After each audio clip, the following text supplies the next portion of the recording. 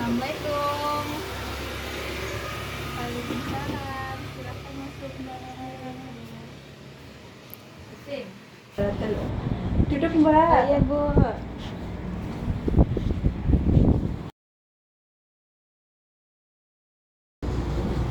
Dulu ambilin minum. Iya, Bu. Ini anak saya yang pertama. iya. Salim dek. Silakan Mbak minum dulu airnya. Ibu, makasih. Baik Ibu, permisi ya. Sebelumnya perkenalkan, saya perawat Elsa. Di sini saya akan melakukan penyuluhan tentang penata laksana hipertensi. Berhubung ibunya sudah terkena hipertensi sejak lama ya Ibu. Iya. Namun ibunya masih sering menunda-nunda minum obat ya Ibu. Nanti adiknya bisa menganjurkan ke ibunya ya Mbak. Iya, Kak. Baik, sebelumnya saya akan membagikan lembaran ini dulu.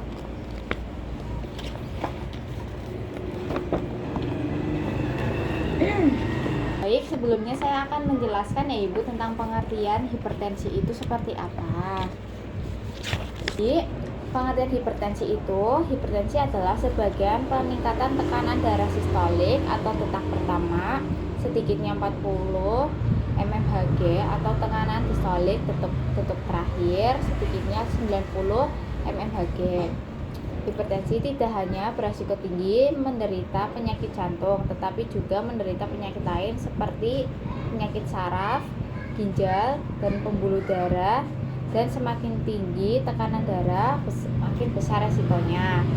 Nah, di sini ada kategori-kategori untuk normal sampai tingginya hipertensi ya Bu. Iya. Untuk normalnya hipertensi itu kurang dari 130/85. Untuk hipertensi yang normal sampai tinggi itu dari 130 sampai 139/85 sampai 89. Kalau hipertensi derajat 1 itu dari 140 sampai 159/90 sampai 99.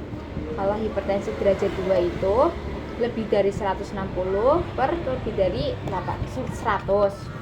Selanjutnya ada penampisan dan deteksi hipertensi.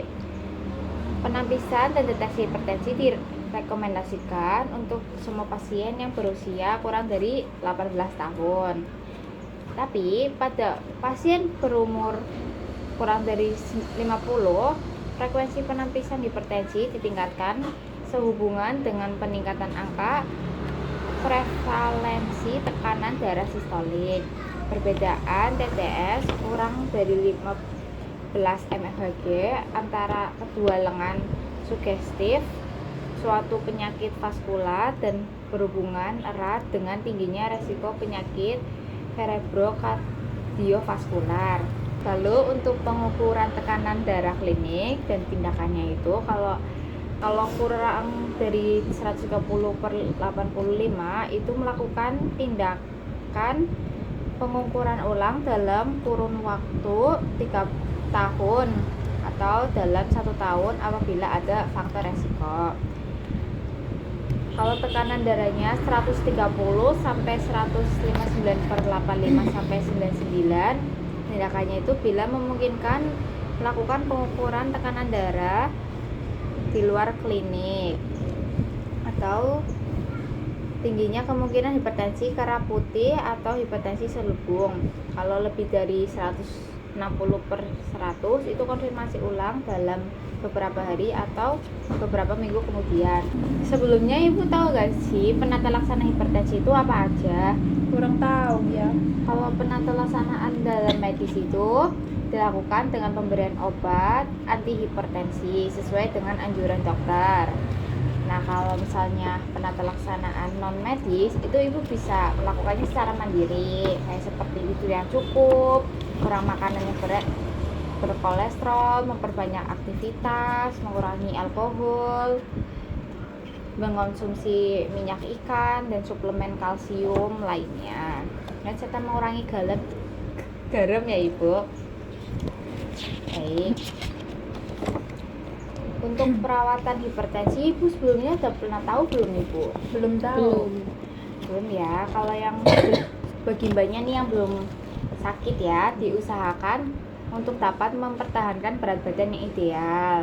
Batasi pemakaian garam, mulai kurangi pemakaian garam sejak dini apabila diketahui ada faktor keturunan hipertensi. Terus perhatikan keseimbangan gizi, memperbanyak buah dan sayur, menghindari minum kopi yang berlebihan, memperbanyak gizi, dan periksa tekanan darah secara teratur ya Mbak. Iya. Kalau bagi ibunya nih, ibunya kan sudah sakit ya Ibu. Iya. Itu tuh harus berobat yang teratur ya Ibu. Jangan berhenti mengubah atau menambahkan dosis untuk obat tanpa rujukan dari dokter. Konsultasi dengan petugas kesehatan jika menggunakan obat untuk penyakit lainnya, karena ada obat hipertensi yang dapat meningkatkan atau memperburuk hipertensi ya Ibu. Iya. Baik, ibunya kan males nih ya Ibu minum obat kayak gitu. Males banget. Iya, ini ada obat tradisionalnya Ibu yang cocok untuk penyakit hipertensi. Banyak tumbuhan obat yang telah lama digunakan oleh masyarakat ya secara tradisional untuk mengatasi hipertensi atau tekanan darah. Hal ini yang perlu diinformasikan kepada masyarakat adalah cara penggunaannya, dosis, serta kemungkinan adanya efek samping yang tidak diketahui. Nah, jenis tanaman obat tradisionalnya itu ada buah belimbing, mentimun, bawang putih, daun seledri, melon, dan mengkudu. Saya ini ada video untuk cara membuat obat ramuan herbal yang dari mentimun ya Ibu. Iya Mbak. Aduh.